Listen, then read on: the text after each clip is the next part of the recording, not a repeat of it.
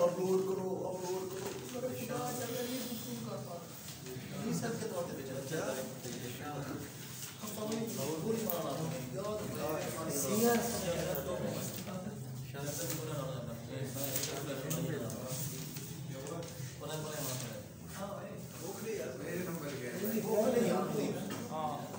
अब इधर 211 कंप्लीट हो गया था। वो इसकी जो है ना इन्हांसमेंट के वैलिडिटी जो है ना या इसकी फोर्स कैसे बढ़ती है वो हमने पढ़ा था।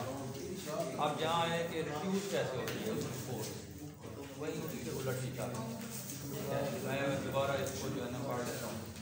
इधर देखें, प्रेसिडेंट्स जो है ना वो केस लॉ होता है जो कि सुपीरियर कोर्ट्स की तरफ से होता है, ठीक है ना। सुपीरियर कोर्ट्स की तरफ से केस लॉ सेट होता है, न्यू रूल सेट होता है और बाइंडिंग होता है, फोर्सफुल होता है किसकी तरफ से, लोअर कोर्ट्स की तरफ से, ठीक है। तो उसमें कुछ बातें ऐसी थी कि ये किस तरह जो है ना बढ़ता है, उसकी फोर्स, उसकी जो है ना पावर अथॉरिटी की या प्रेसिडेंट्स की कौन कौन सी चीज़ें होती हैं जिसकी वजह से वो बढ़ जाते हैं। पढ़ा दिया था, कुछ ध्यान में है आपके कौन कौन से थे। अथॉरिटी जो होती है, जो प्रेसिडेंट्स होती है, हायर कोर्ट का जो फैसला होता है लोअर कोर्ट पर बैंडिंग होता है, लेकिन कुछ ऐसी बातें हैं जिसकी वजह से वो बैंडिंग ज़्यादा इफेक्टिव होती है, फोर्सफुल होती है, पावरफुल होती है, ताकतवर होती है। कोई आदमी ना हो, अगर वो जजेस वाले हो या लर्नेड जजेस हों, ठीक है ना, जो बड़े कंप्लीट डिस्कशन हो, ठीक है, पब्लिक में उसको अप्रिशिएट किया गया हो, पब्लिक पॉलिसी के खिलाफ ना हो, लॉ के खिलाफ ना हो, अगर ये बातें पाई जाएँ तो वो जो केस है उसकी बैंडिंग फोर्स ज़्यादा हो जाती है, ठीक है ना। अब इसके बिल्कुल उलट जो है ना क्वेश्चन आगे, यानी कि क्वेश्चन तो वहीं चल रहा है, पूछा जा रहा है कि वो कौन सी बातें हैं जो इसको कमज़ोर करती हैं, वहाँ ताकतवर करती हैं इस अथॉरिटी को, ठीक है ना। आम अल्फाज में अदालत में अथॉरिटी कहते हैं, यहाँ उसको क्या कह रहे हैं, प्रेसिडेंट। उस अथॉरिटी को कमज़ोर कौन सी बातें करती हैं, ठीक है। तो वही बातें हैं, वहाँ क्या होना चाहिए, क्या कहा गया था, लर्नेड जजेस हो, यहाँ क्या है कि जजेस मशहूर ना हो। वहाँ ये कहा जा रहा है कि अथॉरिटी में आर्गूमेंट मुखालिफ ना आए हों या मुखालफत ना की गई हो। यहाँ क्या होना चाहिए, मुखालफत की गई होगी। वहाँ क्या हम कह रहे थे कि फुल्ली तौर पर, मुकम्मल तौर पर केस को सुना गया हो, हर पहलू से डिस्कस किया गया हो। अब यहाँ क्या है, सरसरी तौर पर सुना गया हो, समाअत जो है ना मुकम्मल तौर पर ना की गई हो, डिसीजन दे दिया गया हो, ठीक है। कहने का मतलब ये है कि आसान तरीका यही है याद करने का, उन हेडिंग को जो आपने याद किया है उसको उलट कर दें, ये हो जाएगा। लेकिन फिर भी पढ़ लेते हैं क्या है। स्प्लिट डिसीजन ऐसा हो, टुकड़े टुकड़े हो, यानी कि उसमें राय मुख्तलिफ हो, ठीक है ना। अब रात जो फैसला आया है आप लोगों ने सुना है, ठीक है, तो एक जज ने मुखालफत की है या वो इख्तलाफी नोट लिखा है, ठीक है। तो कहने का मतलब ये है कि अगर पूरे सारे जज ने, पूरे बेंच ने एक साथ फैसला दिया हो तो उसकी ज़्यादा पावर होती है, ठीक है। अगर किसी ने क्या किया हो, मुखालफत की हो, तो वो थोड़ा कमज़ोर हो जाता है उसमें। अच्छा, उसके बाद इसकी दूसरी हेडिंग है रिवर्सल और information on a different ground, और उसको रिवाइज किया गया हो, ठीक है, on a different ground. High court ने फैसला किया है, सुप्रीम कोर्ट में गया है, सुप्रीम कोर्ट ने उसको रिवाइज किया है एक और ग्राउंड पर, एक और पॉइंट पर, तो वो कमज़ोर हो गया। उसके बाद है एब्रोगेटेड डिसीजंस, कल अदम फैसले, inconsistency with earlier decision of the superior courts, जो पहले सुपीरियर कोर्ट्स के फैसले थे उनसे ये क्या है, इनकन्सिस्टेंट है, उनके खिलाफ है, पहले एक रूटीन में फैसले चले आ रहे थे कि ये रूल है, अब ठीक है ना, नया जो आया है वो उसके क्या हो गया है, मुखालिफ आ गया। उसके बाद है inconsistency between earlier decision of the same rank court, कि फैसला अदालतें बराबर हैं, रैंक बराबर है अदालतों का, और उसमें मुखालफत आ गई है।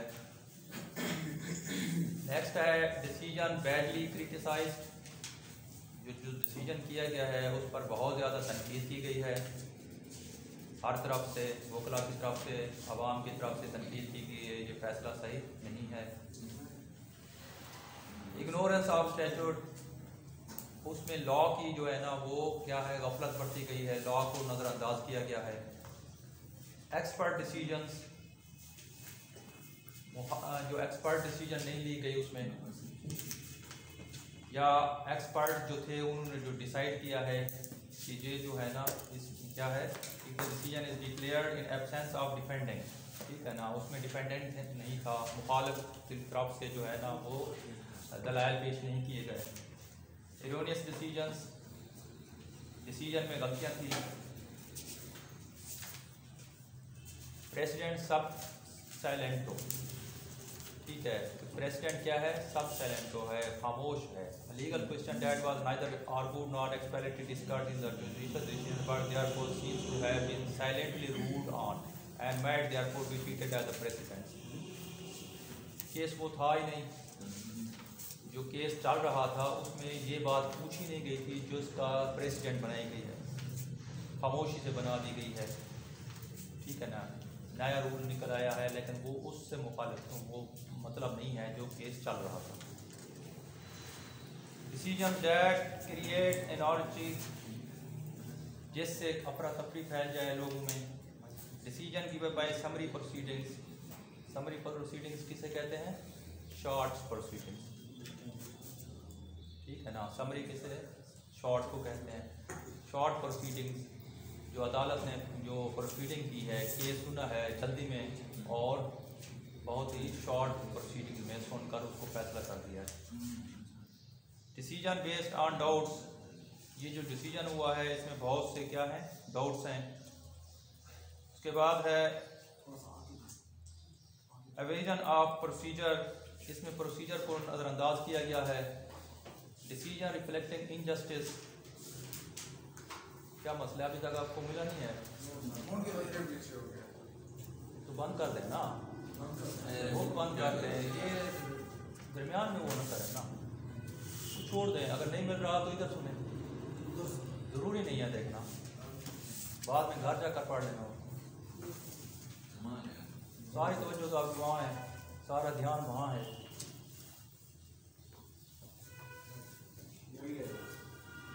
डिसीजन रिफ्लेक्टिंग इनजस्टिस, फैसले से नाइंसाफी साफ नज़र आ रही है, हो जाते हैं ऐसे फैसले, लॉ के मुताबिक होते हैं लेकिन इंसाफ नहीं होता उसमें, इनजस्टिस हो जाती है, नाइंसाफी हो जाती है अदालतों की तरफ से। अब जिसकी मिसाल अभी जो चल रहे हैं केसेस, आप जो खबरों में देख रहे हैं, वो एक लियारी गैंग का है, क्या नाम है, ज़हर बलोच, ठीक है ना, अब वो कत्ले आम में, डकैती में मुलविस है और लोगों को पता है कि ये कत्ल भी करता था और डकैतियाँ भी करता था, लेकिन वो हर मुकदमे में फ्री हो रहा है, ठीक है ना। वो बात ये है कि इंसाफ हो रहा है, नहीं हो रहा, इनजस्टिस की बात होती है,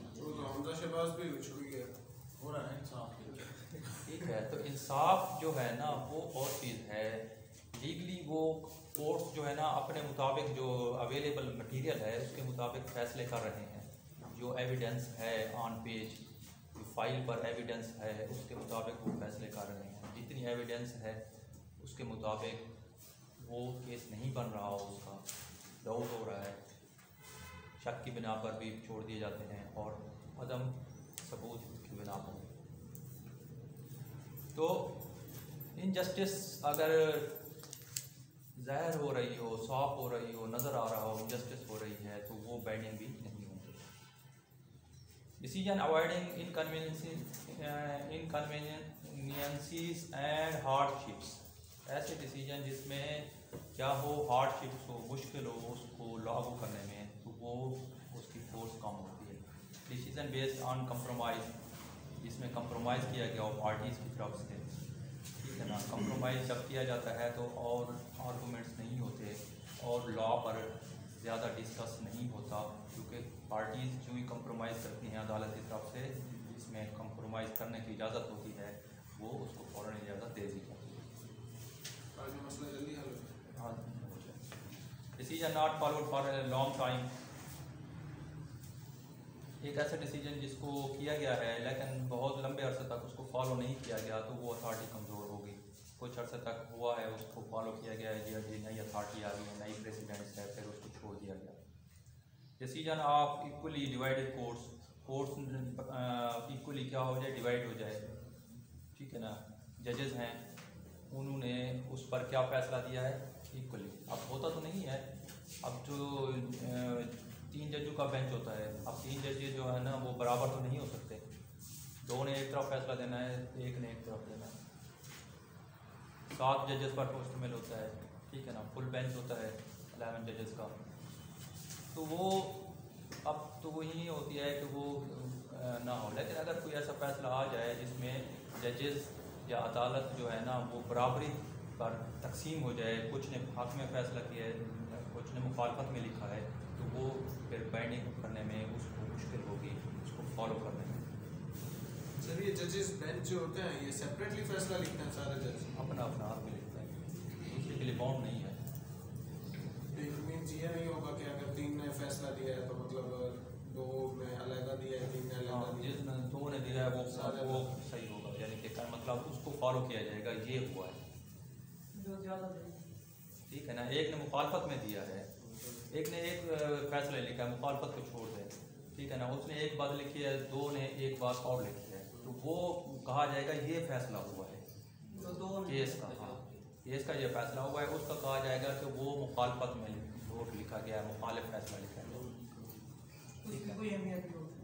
अहमियत है उसकी, मतलब ये कि उसको देखा जाएगा इस तरीके से, वकला देखते हैं कि क्या उसमें थी, ठीक है ना, एनालिसिस करते हैं, जजेस और देखते हैं कि क्या बात हुई थी, इसने क्यों मुखालफत में लिखा है, ठीक है ना। अब जो रात जो केस आया है उसमें ये हुआ है, जज थे, उन्होंने एक ने जो है ना जस्टिस याया नाम है उसका, उसने कहा है कि ये रेफरेंस बनता ही नहीं था जो कि सदर ने भेजा है। अब रेफरेंस क्या होता है, ठीक ना, रेफर करना, भेजना, ठीक है ना। आइन ये कहता है, आइन पाकिस्तान, कि कोई भी अगर क्वेश्चन हो, ऐसा आइनी क्वेश्चन, ठीक है, कोई भी क्वेश्चन हो जिसमें मुश्किल पेश आ रही हो, अदालत की तशरीह मशरूब हो, अदालत जो है ना वो आइन की क्या करती है, तशरीह करती है। तो सदर जो प्रेसिडेंट होता है मुल्क का, वो उसको एक क्वेश्चन की सूरत में रेफ़र कर सकता है, रेफरेंस की सूरत में भेज सकता है कि मुझे इस पर राय चाहिए, मुझे इस सवाल पर क्या चाहिए, राय चाहिए सुप्रीम कोर्ट की।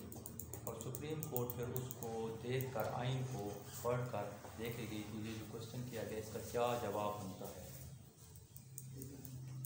अब सदर ने ये किया कि कहा कि ये इलेक्शन जो है ना हुकूमत करवाना चाहती है ओपन बैलेट से, शो ऑफ हैंड्स से, क्योंकि करप्शन बहुत हो गई है, तो क्या ये इलेक्शन इस तरह करवाए जा सकते हैं आइन की रूप से। आइन क्या कहता है, क्वेश्चन बनाकर भेज दिया अदालत की तरफ, अदालत ने एक बेंच तश्कील दिया और उसको उन्होंने सुना, काफ़ी दिन से सुन रहे थे, रोज़ाना खबरों में भी आ रहा था, मुखालिफ साइड से भी वो आर्गूमेंट दलाल दिए जा रहे थे, उसके फेवर में भी दिए जा रहे थे, 2 पार्टीज थी, 2 वकील दोनों तरफ से थे। अदालत ने सुना उनको, 3 जजेस थे, सुनने के बाद फैसला रात कल यानी कि किया गया, उसमें ये कहा गया कि आइन के मुताबिक ये नहीं हो सकते। आइन में लिखा हुआ है कि इलेक्शन जो होगा सेनेट का वो इसी तरह होगा कि इस तरह जिस तरह पहले होता है, वोट के ज़रिए छुप कर वोट डालेंगे, सामने नहीं, जहर नहीं करेंगे कौन किसको वोट दे रहा है। ठीक है, जब लिखा हुआ है तो आइन के मुताबिक उन्होंने फैसला दे दिया ऐसे। सर लेकिन सदर जो है वो तब्दीली भी तो कर सकता है, या कोई भी चीज़ है वो खुद भी, जैसे एक अगर मुजरिम है उसको अगर वो छुड़वाना चाहता है तो वो छुड़वा सकता है, तो उसके पास अथॉरिटी है। अब किसकी अथॉरिटी किसने दी है? वो कहते हैं कि सदर अगर कहते थे ना, मैं पूछता हूँ ना किसने अथॉरिटी दी है ना, ये याद रखें। अथॉरिटी, हाँ अथॉरिटी जो है ना वो ऐसे आसमान से नहीं आती, वो कोई ना कहीं लिखी होती है कि ये इसको अथॉरिटी है। ठीक है, कानून में हर जगह ये ऐसे नहीं है, ये यही तो मसला है ना। ये डेमोक्रेटिक जमहूरियत है, इसमें हर किसी के अपने अख्तियारात हैं, लिखे हुए हैं, उससे ज़्यादा नहीं है, उससे कम नहीं है। सदर के पास जो अख्तियार है वो आइन दे रहा है। अगर आइन में तरमीम कर दे, आइन में तरमीम कैसे होती है? पूछ रहा हूँ ना, आइन में कैसे? आइन में तो बहुत बड़ी मेजॉरिटी चाहिए, 2/3 मेजॉरिटी सेनेट और कौमी असम्बली, जो अभी ना हुकूमत के पास है ना अपोजिशन के पास है। आइन में तरमीम करनी, ठीक है ना। आइन में तरमीम करना आसान तो नहीं है। अगर आइन में तरमीम करना आसान होता तो फिर तो अभी कई तरमीम हो चुकी है, अभी तो 18वीं तरमीम भी मुतनाज़ा चली जा रही है। ठीक है ना, तो आइन में तरमीम करने के लिए जो अक्सरियत चाहिए वो अभी ना हुकूमत के पास है ना अपोजिशन के पास है। अगर इत्तेहादी करके करते हैं तो फिर वो अलग वो लेता है। आइन में तरमीम यही तो है ना, आइन सुप्रीम जा रहा है अभी कानून के मुताबिक, और उसकी तरमीम जो है ना वो पार्लियामेंट करेगी 2/3 मेजॉरिटी से। ठीक, सिंपल मेजॉरिटी से भी नहीं, अपनी 2/3 मेजॉरिटी से। ठीक है, ये नहीं है कि आइन इजलास बुलाया गया, 300 मेंबरान हैं, 200 नहीं आए, 100 आए हुए, उन्होंने कहा हम सारे मंजूर करते हो गए। ये नहीं, सारे आएंगे। सब के आने के बाद 2/3 मेजॉरिटी सेनेट और कौमी असम्बली की वो होगी तरमीम। सबसे राय दी जाएगी पहले। हाँ, राय सबसे दी जाएगी पहले, वोटिंग होगी। हाँ, बिल पर वोटिंग तो होती है असेंबली में। ये बिल होगा ना, पेश होगा, कानून पेश होगा कि तरमीम हो रही है, ये तरमीम करना चाहते हैं। ठीक है, तो तरमीम तो हो नहीं सकती आइन में। उन्होंने कह दिया, जो बात मैं बताना चाह रहा था वो इख्तलाफी नोट जो उसने लिखा है, उसने ये कहा है कि ये सदर का रेफरेंस बनता ही नहीं था। सर केस रिजेक्ट नहीं, दो जज ने दे दिया फैसला, उन्होंने कहा आइन के मुताबिक जो है ना ओपन बैलेट नहीं। हाँ, ये तो फैसला अब यही है, चलेगा। लेकिन सर उसने ये भी तो कह दिया है बाद में तो चेक कर सकते हो, अगर तुमने करप्शन रोकनी ही है तो बाद में आप और स्टेप, जिस स्टेप पर सवाल किया गया है ना, ये जहन में रखें, लॉ में अदालत जो पॉइंट पर बात होती है उसी पॉइंट पर फैसला होता है, आगे और पॉइंट पर फैसला नहीं होता, ना पीछे होता है। सर यानी कि उसने अपने डिसीजन के पीछे रीजन लिखी है कि आइन की वजह से ये डिसीजन किया है। किसने? लेकिन सर आइन में जस्टिस यार है, उसने कहा है कि रेफरेंस बनता ही नहीं सदर का, इसलिए मैं इस पर फैसले नहीं देता। ठीक है ना, सदर का एक रेफरेंस बनता है कि ये पूछ रहे हैं, कोई ऐसी बात नहीं, साफ लिखा हुआ है वाज़ेह, उसमें ये तशरीह तलब है ही नहीं। ठीक है ना, इसलिए मुझे जो है ना इस पर राय देने की, अपना फैसला लिखने की जरूरत नहीं। तो मुखालफत ही नहीं की उसने, लेकिन इसके हाथ में भी नहीं लिखा। मतलब सर जब से सदर बना इसने 5 रेफरेंस भेजे हैं सुप्रीम कोर्ट को, उन्होंने एक भी इसका वो ओबे नहीं किया, 5 में 5 उन्होंने रिजेक्ट कर दिया। नहीं, ज़रूरी नहीं होता। बात तो ये है ना, रेफरेंस का मतलब है कि एक किस्म का क्वेश्चन भेजा है। क्वेश्चन का मतलब ये है कि ये उन्होंने क्या किया है, एक केस दायर किया है दूसरे अल्फाज में, तो सारे केस कामयाब नहीं होंगे। ठीक ना, तो भेज इसी रहे हैं, कन्फ्यूजन है कि इस पर क्या फैसला होता है। सर क्वेश्चन करता है कि ऐसा करना चाहिए या नहीं करना चाहिए, इस पर हाँ, इस तरह कुछ है ना कि ये इस तरह करवा सकते हैं कि नहीं करा सकते हम। तो ये भी तो मसला दिया जवाब है दिया सर, कि उसे कानून का पता नहीं है जो जिसको इलेक्ट्रिक गन के लिए वो बात नहीं है ना कि अगर ये इसी तरह करा देते हैं, कानून का पता सबको है, अदालत की क्या है, इंडोर्समेंट चाहिए। अगर अदालत जो है ना करेगी तो फिर दोबारा उसको चैलेंज नहीं किया जा सकेगा बाद में, वरना अदालत में दोबारा चैलेंज कर दिया जाएगा।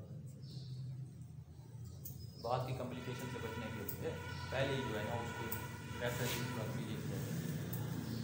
ये जो है ना चीज़ें ध्यान में रखें, ये एक तरीक़ाकार होता है जो है ना अदालतों का, हुकूमत का, कि चलने का, ठीक है ना। मैं जो चाहता हूँ वो नहीं होता, जो रूल्स होते हैं, जो कानून होते हैं उसके मुताबिक फैसले करने पड़ते हैं। तो सर ये कानून पहले भी था, उन्होंने कहा कि सेनेट के इंतखाबात होने के बाद आप सिक्योरिटी से चेक कर सकते हैं। फिर बात की बात और है, उसको और पॉइंट में और रेफरेंसेस पर भेजा जा सकता है कि बाद में चेक करना। अभी जो पूछा गया है एक बात पूछेंगे कि हो सकता है इलेक्शन नहीं, लेकिन साथ उसने जवाब में ये भी तो कहा है ना कि अगर आप चेक करना चाहते हैं तो बाद में चेक कर सकते हैं कि किसने किया। वो अलग बात है, वो बाइंडिंग नहीं है इस बात की, करें ना करें, ठीक है ना। क्वेश्चन जो पूछा गया उसका जवाब ये दिया गया है कि नहीं, ठीक है ना। फैसले में वही बात है, समझाया तो है विटर डिक्टा वो होते हैं, बहुत सी बातें होती हैं जो बाइंडिंग नहीं होती, ठीक है ना। लेकिन जो बाइंडिंग होती है, जो फैसला है क्या असल, उसको देखना है किस पॉइंट पर पूछा गया है। और इसी पर इसने कहा है कि वो डिसीजन ऐसा था कि वो उस पर ये जो अभी है प्रेसिडेंट साहब साइलेंट हो, ठीक है ना। इसमें legal question that was neither argued nor explicitly discuss in judicial decision but therefore to seem have been silently ruled on. पूछा ही नहीं गया तो फिर उस पर कैसा हो, ठीक है। तो ये है एब्सेंस ऑफ आर्गूमेंट और डिफरेंस ऑफ ओपिनियन, ये सारी बातें हैं जो क्या करती हैं उसको कमज़ोर करती हैं। फिर आगे एक है difference between customs and president, कि क्या फ़र्क है। कस्टम भी आपने पढ़ा है, प्रेसिडेंट भी आपने पढ़ लिया है, और इसमें फ़र्क क्या है।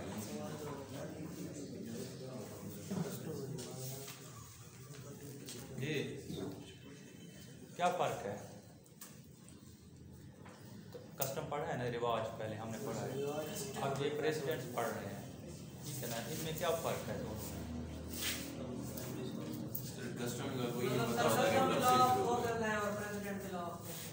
लेकिन कस्टम जो शुरू से चले आ रहे होते हैं, प्रेसिडेंट एक प्रोसेस के थ्रू होता है बोर्ड। कस्टम से सारे तो कानून नहीं है, प्रेसिडेंट तो कानून यही बात लिखनी होगी। अगर क्वेश्चन इसी तरह आ जाए वो फ़र्क पूछें तो यही बात उसको लिख कर बतानी होगी आपने कि कस्टम्स और प्रेसिडेंट में क्या फ़र्क है, ठीक है। वैसे पढ़ लेते हैं। पहला क्या है, customs is primary source of law, ठीक है ना। President is secondary source of law, वो प्राइमरी है, पहला है, ये सेकंड है, गजालपुर की तरफ से आया है। उसके बाद है custom is given by people in general, customs कौन देते हैं, लोग देते हैं, आम लोग देते हैं, और प्रेसिडेंट अदालत देती है, ठीक है। ये फ़र्क हो गया। उसके बाद custom is product adopted by people of society, ये वो चीज़ें होती हैं जो सोसाइटी के लोग अडॉप्ट करते हैं, वो रूल्स होते हैं। और प्रेसिडेंट इज इटसेल्फ कंप्लीट, ये कंप्लीट होती है, सर्टेन होती है, reasonable given by the competent court of the country.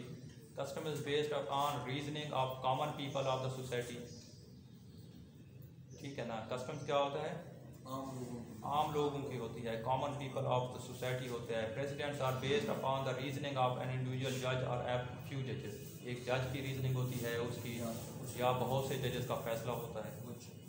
Customs है more value than precedents and can not be ignored, customs की वैल्यू बहुत ज़्यादा है क्योंकि उसके पीछे लोग होते हैं, आवाम होती है, एक मुआशरा होता है, सोसाइटी होती है, और लोग चाहते हैं कि ऐसा हो क्योंकि वो मान तो रहे होते हैं, चल तो रहे होते हैं उसका। It can be ignored if gives injustice, तो इसको इग्नोर किया जा सकता है प्रेसिडेंट में अगर अनजस्टिस हो या सुपीरियर कोर्ट की तरफ से और फैसला आ जाए, इसको चेंज कर दें, ठीक है। दो जजेस में एक लॉ, ये जो फैसला अगर छोटी अदालत से ऊपर वाली अदालत में गया और फैसला तब्दील हो गया तो कस्टम्स वगैरह को नहीं देखा जाएगा नीचे, पहले ये चलते आ रहे थे, उसके बाद ये तो प्रेसिडेंट का मतलब कस्टम्स तो आपको जो है ना वो अडॉप्टेड होगा बाय द लेजिस्लेशन, ठीक है ना। तो लेजिस्लेशन होगी ना, पार्लियामेंट मौजूद है, पार्लियामेंट उसको कानून का दर्जा देगी, लॉ बन करेगा, सोर्स ऑफ लॉ है, सोर्स ऑफ लॉ।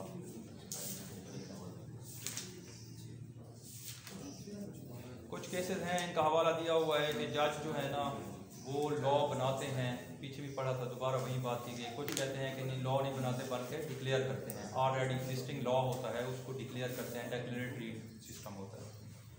तो ये जो है ना दोनों बातें इसमें की जा रही हैं। डेक्लेरेटरी थ्योरी क्या है कि जज क्या करते हैं, डिक्लेयर करते हैं लॉ को, नया लॉ नहीं बनाते प्रेसिडेंट। और ओरिजिनल लॉ मेकर थ्योरी क्या कहती है, ओरिजिनल लॉ मेकर थ्योरी जो नीचे लिखी हुई है उसके मुताबिक नहीं, बल्कि जज क्या करते हैं, नया लॉ बनाते हैं। तो theory opposite the first theory. It says that the judges are the real maker of law. जज जो है ना वो लॉ मेकर हैं. पॉलिटिकल थ्योरीज के मुताबिक जो है ना जजेस लॉ नहीं बना सकते. सियासत की, ठीक है, जजों का काम नहीं है लॉ. सियासत की थ्योरी जो आपने पॉलिटिकल साइंस में पढ़ी है, सेपरेशन ऑफ पावर्स है, हर किसी की अपनी पावर है. लॉ बनाना पार्लियामेंट का काम है और लॉ की इंटरप्रिटेशन करना वो कोर्ट का काम है, अदालत का. सर लेकिन जजेस जो चीज़ कानून के अंदर नहीं है उसका तो फैसला नहीं लाना. जो चीज़ कानून के अंदर नहीं आ रही, कैसे फैसला? जो लॉज उन्होंने बनाए हैं पार्लियामेंट में, हाँ, तो अगर आपने कहा था कि जिस तरह जो लॉज या जो चीज़ उस पर अप्लाई होती है, जज अपने तौर पर फैसला दे सकता है उससे. बात तो यहीं जा रही है ना, जज को किसने इख्तियार दिया है? सवाल पूछ रहा हूँ ना. इसको इख्तियार तो है, जब कोई कहाँ लिखा हुआ है? कोई कानून नहीं है तो फिर जब कोई कानून लगता ही नहीं उसके ऊपर. बात वहीं जा रही है ना, वो तो थ्योरी है. वो कानून अगर नहीं है तो वो कोई ऑफेंस भी नहीं है. तो सब फिर फैसला कैसे देगा? दायर नहीं होगा, वो दायर होगा. बात भी यही जा रही है ना, एक चीज़ का कानून नहीं है तो फैसला कैसे देगा? जज के अपने मतलब है नहीं. क्या करेगा? तो फिर क्या होगा? जज क्या करेगा? केस दायर नहीं होगा. समझे ना, पहले बेसिक समझे. बेसिक ये है कि जजेस जो है ना वो कानून के मुताबिक फैसला देंगे. बस जो कानून बना हुआ है उसके मुताबिक नहीं. अगर उसके एंटी कोई बात आ गई है या कोई है तो वो पाबंद नहीं है, उनकी मर्जी नहीं चलेगी. लेकिन कुछ ऐसे मामला हैं जहाँ उनको इख्तियार किया गया है जज, ठीक है ना. CPC में बहुत सी ऐसी फिक्रें हैं, ऐसे आर्टिकल हैं जो वो उनको देती हैं. तो वो देखना पड़ेगा कहाँ कहाँ हैं और कहाँ नहीं है. बात समझे ना, ये हर जगह नहीं है.